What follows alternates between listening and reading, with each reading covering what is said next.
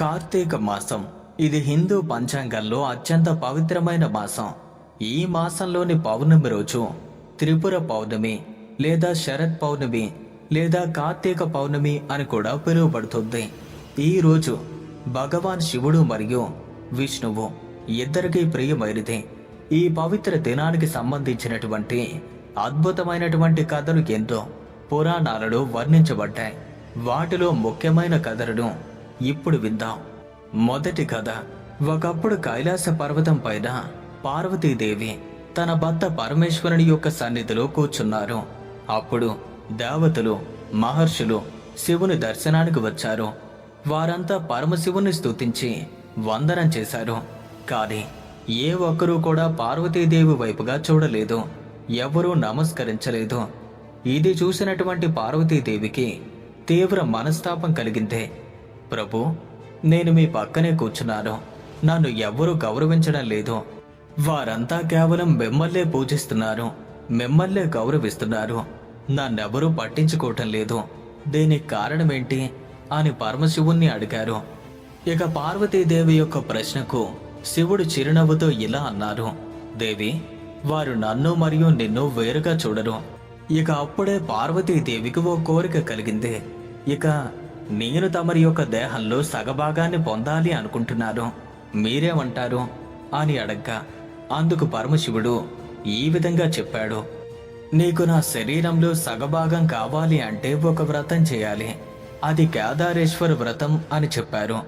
ఇక పార్వతీదేవి శివుని ఆదేశాన్ని శిరస వహించారు. కార్తీక మాసంలో పూర్ణమైనటువంటి ఆత్మశుద్ధితో తపస్సును ప్రారంభించారు. ప్రతిరోజు తెల్లవారుజామున లేచి పవిత్రమైన నదిలో స్నానం చేసి భగవంతుణ్ణి ధ్యానించారు. ఆహారం వదిలి నీళ్లు మాత్రమే తాగుతూ ఏకాగ్రతగా శివుణ్ణి పూజిస్తూ ఉపవాసం చేశారు. ఆ మాసంలో పూర్తి పగలు రాత్రి నిరంతరం ధ్యానంలో మునిగిపోయారు. ఇక కార్తీక పౌర్ణమి రోజు పార్వతీదేవి అత్యంత భక్తితో శివలింగానికి అభిషేకం చేసి హారతులు, పూలు, బిల్వ పత్రాలు సమర్పించారు. ఆ రోజు ఆకాశంలో పూర్ణచంద్రుడు అపూర్వ కాంతులతో ప్రకాశిస్తున్నాడు. పార్వతీదేవి యొక్క గాఢమైన భక్తికి, తపస్సుకి సంతోషించినటువంటి పరమేశ్వరుడు వెంటనే ప్రత్యక్షమగ్గి, దేవి, నీ తపస్సుకు మెచ్చాను, నీ కోరిక తీరిద్ది. ఇక నుండి నువ్వు నా శరీరంలో అర్ధాంగినివిగా నిలిచిపోతావు అని గొప్ప వరాన్ని ఇచ్చారు. ఆ క్షణం నుండి శివుడు అర్ధనారీశ్వర రూపంలో ప్రసిద్ధి చెందారు. సగం శివుడు, సగం పార్వతి.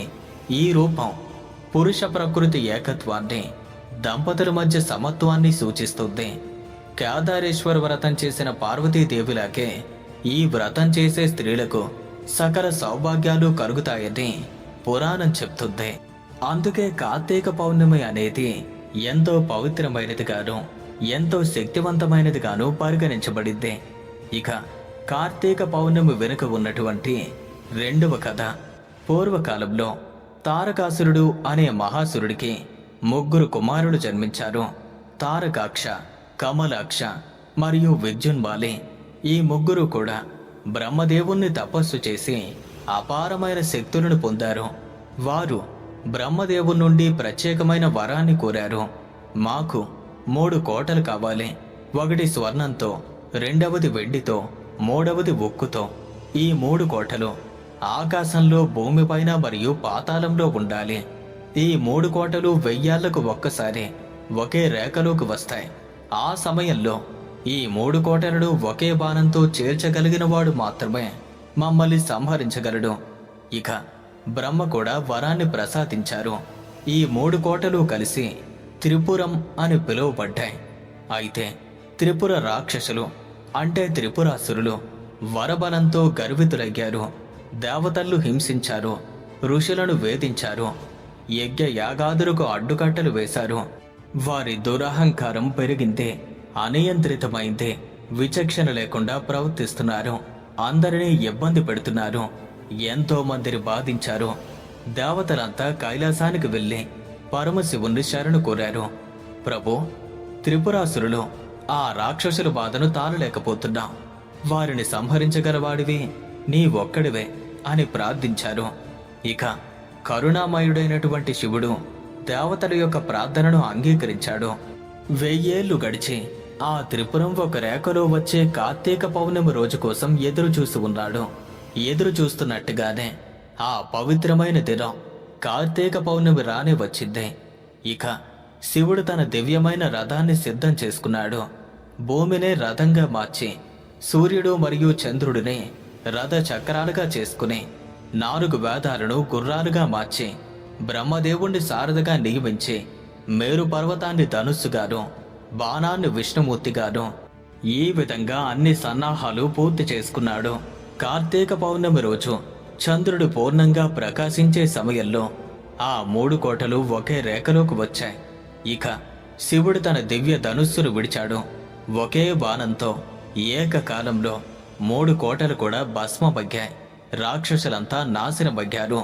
దేవతలు ఆనందభరితులయ్యారు. ఆ రోజు నుంచి పరమశివుణ్ణి త్రిపురాంతక అని స్తుతించారు. ఆ రోజు నుండి ఈ పౌర్ణమి త్రిపుర పౌర్ణమి అనే పేరుతో ప్రసిద్ధి చెందింది. ఇక 3వ కథ విషయానికి వస్తే, పద్మ పురాణం ప్రకారం కార్తీక మాసం భగవాన్ విష్ణువుకు అత్యంత ప్రియమైన మాసం. ఈ మాసంలో విష్ణుమూర్తి ప్రత్యేక శక్తితో ఉంటారు. ఒకసారి నారద మహర్షి భగవాన్ విష్ణువుని సందర్శించి, ప్రభు, ఏ మాసం మీకు అత్యంత ప్రియమైనది అని అడిగారు. విష్ణు భగవానుడు చిరునవ్వుతో, నారద, కార్తీక మాసం నాకు అత్యంత ప్రియమైనది. ఈ మాసంలో చేసే ఏ పుణ్యకార్యమైనా కోట్లాది రెట్లు ఫలితాన్ని ఇస్తుంది. ప్రత్యేకించి ఈ కార్తీక పౌర్ణమి రోజున నన్ను మరియు శివుణ్ణి ఇద్దరినీ పూజిస్తే వారికి మోక్షం ప్రాప్తిస్తుంది. అష్ట ఐశ్వర్యాలు, సకల శుభాలు చేకూరుతాయి అని చెప్పారు. ఇక కార్తీక మాసంలో ఒక ముఖ్యమైనటువంటి ఉత్సవం తులసి వివాహం. ఒకప్పుడు జలంధరుడు అనే రాక్షసుడి భార్య వృంద, ఆమె అత్యంత పతివ్రత. ఆమె పాతివ్రత్య మహిమతో జలంధరుడు ఒకసారి అజేయుడయ్యాడు. ఎవ్వరూ అతన్ని ఓడించలేకపోయారు. విష్ణువు ఒక ఉపాయంతో జలంధరుణ్ణి వధించినప్పుడు వృంద తన పాతివ్రత్యాన్ని కోల్పోయిందని విలపించింది. దుఃఖించినటువంటి వృందను విష్ణువు ఓదార్చి తన పత్నిగా స్వీకరించాడు. తరువాత వృందాదేవి తులసి మొక్కగా రూపాంతరం చెందింది. ఆ రోజు నుండి కార్తీక మాసంలో తులసి అలాగే శ్రీ మహావిష్ణువు యొక్క వివాహం జరుపుతూ ఉంటారు. ఇక శివ విష్ణువుల యొక్క ఐక్యత విషయానికి వస్తే, మనకు పురాణాలు చెప్తున్నది ఏంటంటే, కార్తీక పౌర్ణమి రోజున శివుడు మరియు విష్ణువు ఒకే దివ్యశక్తి యొక్క 2 రూపాలు. ఈ రోజు ఇద్దరిని పూజిస్తే భక్తులకు సర్వసిద్ధులు, మోక్షప్రాప్తి కలుగుతుంది. శివుడు సంహారకర్త, విష్ణువు పాలకుడు. కానీ ఇద్దరూ ఒకే పరబ్రహ్మ యొక్క అంశలు. కార్తీక పౌర్ణమి ఈ ఏకత్వాన్ని జ్ఞప్తికి తెచ్చే పర్వదినం. మరి ఈ కార్తీక పౌర్ణమిని ఏ విధంగా జరుపుకోవాలో తెలుసా? సూర్యోదయానికి ముందు లేచి పవిత్ర నదిలోనూ లేదా ఇంట్లో స్నానం చేయాలి. స్నానం చేసేటప్పుడు భగవాన్ శివుడు మరియు విష్ణువు నాకు కరుణించండి అని ప్రార్థించాలి. శుభ్రమైన వస్త్రాలు ధరించి శివలింగం లేదా విష్ణుమూర్తి విగ్రహాల ముందు దీపాలను వెలిగించాలి. అలాగే తులసి మొక్క ముందు కూడా దీపం పెట్టాలి. కార్తీక మాసంలో ప్రతిరోజు సాయంకాలం ఇళ్ల ముందు, గుడుల చుట్టూ లక్షల కొద్దీ దీపాలు వెలిగించే వైభవం చూడదగినదే. అయితే ఆ రోజు అన్నదానం చేయటం అత్యంత పుణ్యకరం. పేదలకు, బ్రాహ్మణులకు, సన్యాసులకు భోజనం పెట్టడం మహాపుణ్యంగా పరిగణించబడింది. కొందరు భక్తులు ఈ కార్తీక పౌర్ణమి రోజు ఉపవాసం ఉంటారు. రాత్రి చంద్రోదయం తర్వాత మాత్రమే వారు ఆహారాన్ని తీసుకుంటారు. మరి ఈ కార్తీక పౌర్ణమి యొక్క గొప్ప ఫలితాలు, ఆధ్యాత్మిక లాభాలు చూస్తే, కార్తీక పౌర్ణమి రోజున చేసే పూజలు మరియు దానాలు జన్మ జన్మాంతర పాపాలను పోగొడతాయి, మోక్ష మార్గంలో ముందుకు నడిపిస్తాయి. శివకేశవుల యొక్క కటాక్షం లభిస్తుంది. మనశ్శాంతి, ఆత్మ సంతృప్తి లభిస్తుంది.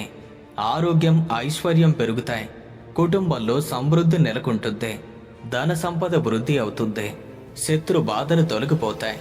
సకల జన్మ సాఫల్యం. పురాణాలు చెప్పింది ఏంటి అంటే, కార్తీక పౌర్ణమి రోజున భక్తితో శివకేశవులు పూజించిన వారు తిరిగి జన్మించాల్సిన అవసరం ఉండదు. వారికి ఇహపరాల సుఖాలు లభిస్తాయి. కార్తీక పౌర్ణమి కేవలం ఒక పండుగ మాత్రమే కాదు, ఇది దివ్య శక్తులతో అనుసంధానమయ్యే ఒక మహోత్సవం. పార్వతీదేవి యొక్క తపస్సు, శివుని త్రిపురాసుర సంహారం, విష్ణువు యొక్క మహిమ, ఈ 3 కథలు మనకు ఒక్కటే సందేశాన్ని ఇస్తున్నాయి.